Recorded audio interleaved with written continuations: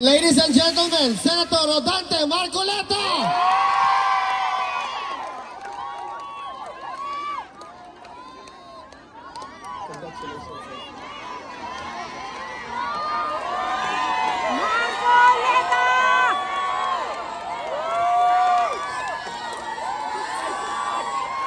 Magandang hapon po sa ating lahat.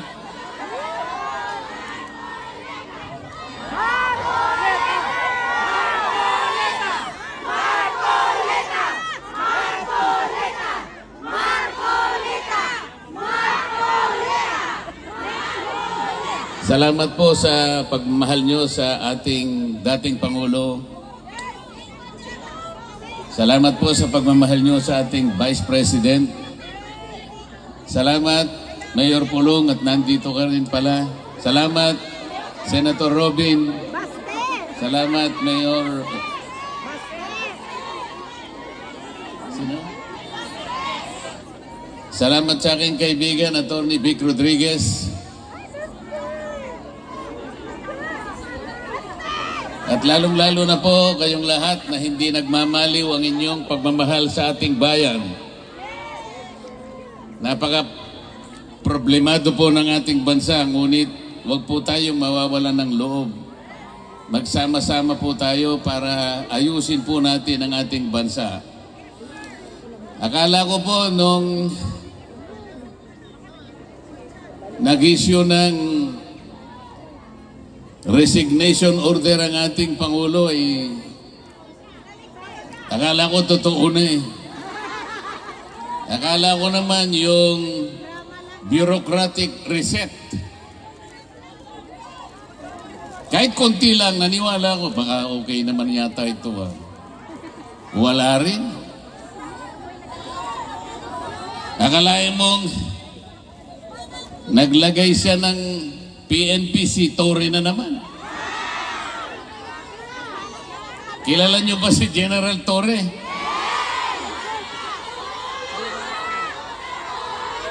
Si General Torre, bakit siya yung nagpanggap na representative ng Interpol? Hindi totoo yun, sapagkat kung totoo na cooperate ang Interpol sa ating bansa, dapat sana ang nakausap niya siguro yung Pangulo ng Pilipinas o kaya yung DILG Secretary. Ngunit wala naman tayong nakita na representative ng Interpol na pumunta sa Maynila. Meron ba kayong nakita? Pagkatapos nung inaaresto si Pangulong Digong, pinakikita ni General Torre yung kanyang cellphone. Yung warrant of arrest nasa cellphone. Nakakita ba kayo ng ganun?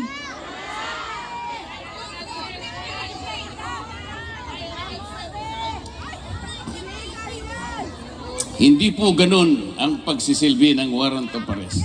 Dapat po yung representative ng Interpol ang pumunta sa Maynila, dala-dala niya yung physical copy ng warrant of arrest. Ganon po yung paraan, hindi po pinakikita sa cellphone. Yun pong counterpart ng Interpol sa Maynila, ito yung PCTC. Ito yung executive director, nandun dapat, hindi nagpakita. Ang kanilang ginamit ay General Torre na walang kapangyarihan magsilbi ng warrant of arrest. Wala rin siyang kapangyarihan na bumasa ng Miranda warnings. Bakit siya na naman ang na-appoint na PNP chief? So, ang buong akala ko, pag pinagtatanggal mo, pinag-resign mo lahat, ang miyembro ng iyong gabinete, tanggalin mo na silang lahat, pumili ka na lang ng mas magaling. O hindi naman nata totoo eh. Tingnan po ninyo kung anong nangyari sa ating bansa. Yung ekonomiya natin, humirap na ng humirap ang ating bansa. Yung presyo ng bilihin hindi na maabot ng kinikita ng karaniwang manggagawa. Nag-aaway nga sa Kongreso ngayon eh. Kasi po sa taas ng bilihin, kinakailangan mag-legislate na lang na maitaas na yung sahod. 200 pesos per day sabi ng House of Representatives. 100 pesos, sabi naman ng Senado. Ang tagal na magdebate. In the meantime, kawawa ang mga mamamayan. Bakit hindi na lang nilagay 150 pesos na lang, i-legislate na yan, pansamantala man lang, makaabot-abot man lang yung kinikita. Hirap na ang Pilipino. Pagkatapos, hindi naman niya tinanggal yung mga economic managers. Nandun pa rin ang DBM. Nandun pa rin yung NEDA, pinalitan lang ang pangalan. Nandun pa rin ang, ano ba yun? Department of Finance. Anong gagawin mo? Akala ko ba ang pangit ng ating ekonomiya? Akala ko ba ayusin natin? Ba't hindi ka maglagay ng matino? Naglagay ka pagkatas, tinanggal mo pagkatas nilagay mo sa ganito. Hindi po pwede yung ganun. Pero kaya po tayo nandito sapagkat nandito ang taong kinikilala natin ang pinakamabuti, ang pinakamagaling na presidente ng Republika ng Pilipinas. Akalain mong dadalhin dito? Yun po bang ating hustisya sa Pilipinas ay hindi na gumagana? Is our judicial system in the Philippines no longer functioning? Is our prosecutorial system in the Philippines no longer able to function? Hindi po totoo yun. Umiiral, gumagana, umaandar ang hustisya ng ating bansa. Kung nagkamali ang sinumang Pilipino, kung nagkamali halimbawa ang isang naging Pangulo, o dilitisin natin, husgahan natin, pero sa sarili nating patakaran, sa sarili nating batas, hindi sa batas ng ICC. Pagtiyagaan na lang po natin, kahit anong mangyari, mawawalan din ng saysay ang ginawa nila laban kay Pangulong Digong. Lalabas din po ang katwiran, magtatagal lang po ng konti dahil may proseso. Wala ng jurisdiction ng ICC sa ating Pangulong Digong. Maniwala kayo sa akin. Pinatatagal lang nila sapagkat pinupolitika din dito yan. Mahirap lang magsalita kung akala nila tayo ay nagsasalita laban sa ICC. Hindi po. Ang sinasabi lang natin, kahit balik-baliktarin mo ang pangyayari, wala ng jurisdiction po ang ICC. Pati po yung charge na kanilang ikinapit sa Pangulo, crime against humanity, hindi kakapit sa Pangulong Rodrigo Duterte. Sapagkat yung war on drugs, hindi po klasipikado na crime against humanity. Yung programa na ginawa niya is a legal, it is a regular governmental action to wipe out drug problem in our country. Presidente po siya. Siyang nakakaalam ng mabuti para sa kanyang bansa. He should have been judged by the benefit, by the advantages reaped by the Filipino people from his program.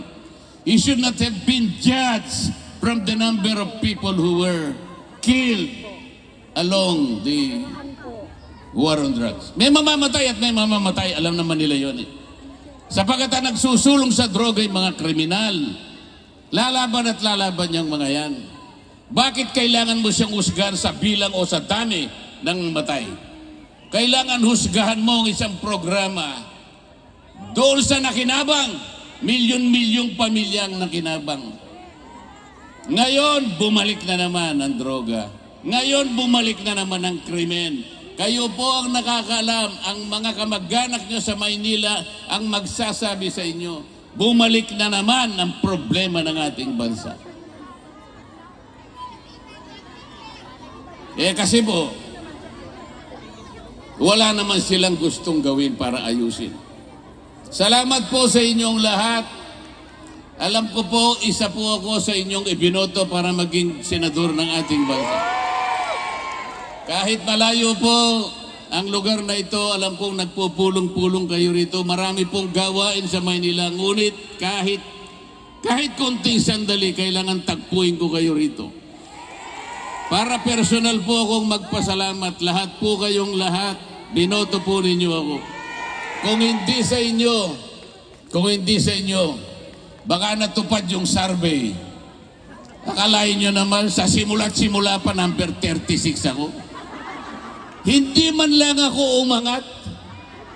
Nung naawa sila sa akin, siguro bandang Pebrero yata yun, napunta ako sa number 22. Hanggang doon ka na lang, sabi nila. Malapit nang matapos ang Abril, 21 na naman ako. Pagkatapos nagmilagro, isang araw, nilagay po nila ako number 12, pero isang araw lang yun. Binaba na naman nila ako sa number 18. Tingnan mo ninyo yung kawalang hiyaan ng mga survey companies na yan. Naniniwala pa ba kayo dyan? Isipin ninyo. Merong isang media practitioner sa Maynila, babae, hindi ko nababanggitin ang pangalan, baka sumikat pa. Hindi makamove on. Hindi siya makapaniwala bakit daw si Rodante Marcoleta naging number 6. Hindi niya kasi binabasa yung ating mga kababayang katulad ng inyong mga kamag-anak at kayong lahat. Hindi ba niya alam kung gaano ang kinontribute na boto ng lahat ng OFWs? Bakit hindi niya alam yun? Bakit tinitingnan niya? Ako lang ang tinitingnan niya. Paano nangyari yun, sabi niya? Paano nangyari si Marcoleta ay nanalo? Paano nangyari yun? Nakakaawa yung tao na yun. Nakalimutan niya. Nakalimutan po niya, napakaraming nagmamahal pala kay Rodante Marcoleta. Ngayon po, masasabi ko na sa inyo, lintik lang ang walang ganti.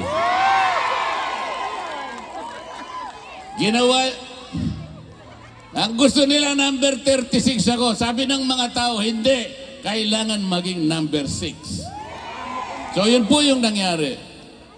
Yun po ang nangyari. Humanda sila. Ito pong impeachment na kinakasan nila, bahala sila. Bahala sila. Pero kung ako ang masusunod, sabi ko sa kanila, para mabawasan ang kahihiyan ng ating gobyerno, para hindi na mapahiya ang administrasyon, tigilan nyo na. Tigilan nyo na para hindi na mapahiya. Ngayon, kung gusto nyong mapahiya, ituloy nyo. Hindi rin naman kayo mananalo. Kahit saan tayo mapunta, hindi mananalo ang kalaban ng ating Vice President. Sinabi ko na nung una, uulitin ko sa inyo, kung ayaw nilang itigil, nasa sa kanila. Pero kung gusto nilang mawala ang kanilang kahihiyan, itigil na lang nila. Ngayon, ayaw niyong tumigil, purbahan natin. Sige, isulong ninyo. Pareho din naman ang mangyayari. They will not be able to remove the Vice President. Itaga mo sa bato yan. Itaga nyo sa bato yan. Walang mangyayari. The Vice President will stay as Vice President.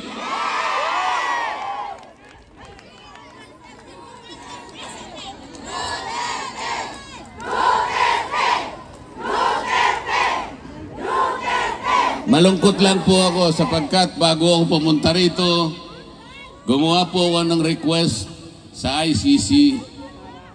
Payagan nyo sana ako kahit ilang minuto lang makausap ko ang dating Pangulo ng Republika ng Pilipinas.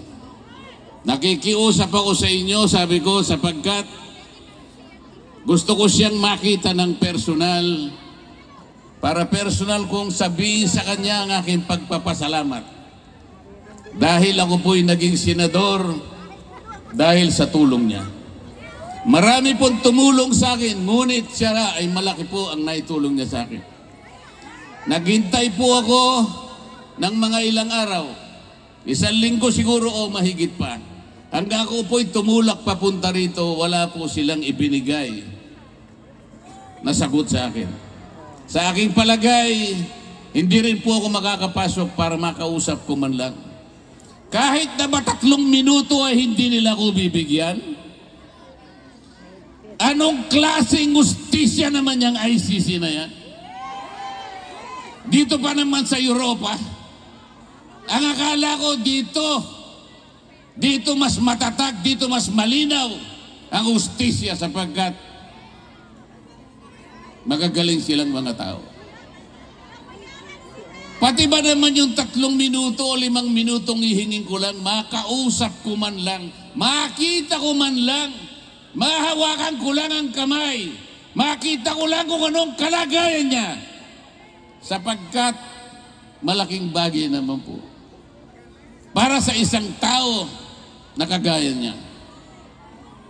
Hindi po nila ibibigay siguro sa akin. Mamaya po, magbabakasakali akong pumunta ron, makita ko man lang yung lugar kung saan siya nakapiit.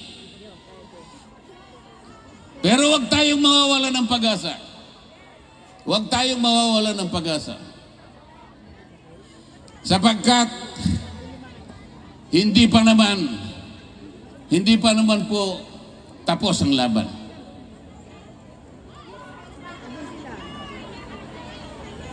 Sa ngayon po, maghintay lang po tayo. Maging matiisin lang tayo. Huwag tayong susuko.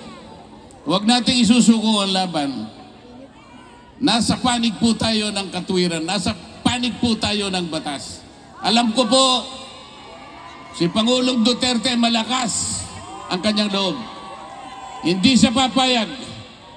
Hindi siya masisira ng loob. Kilala ko yung tao na yon. Makikipaglaban siya para sa inyo. Kahit ganyan ang kalagay niya, nakapiit siya, pero kayo ang inaalala niya. Kaya, huwag po kayong mawawala ng loob, huwag kayong mawawala ng pag-asa. Tatapusin po natin ang laban. Maiuwi po natin ang Pangulong Digong.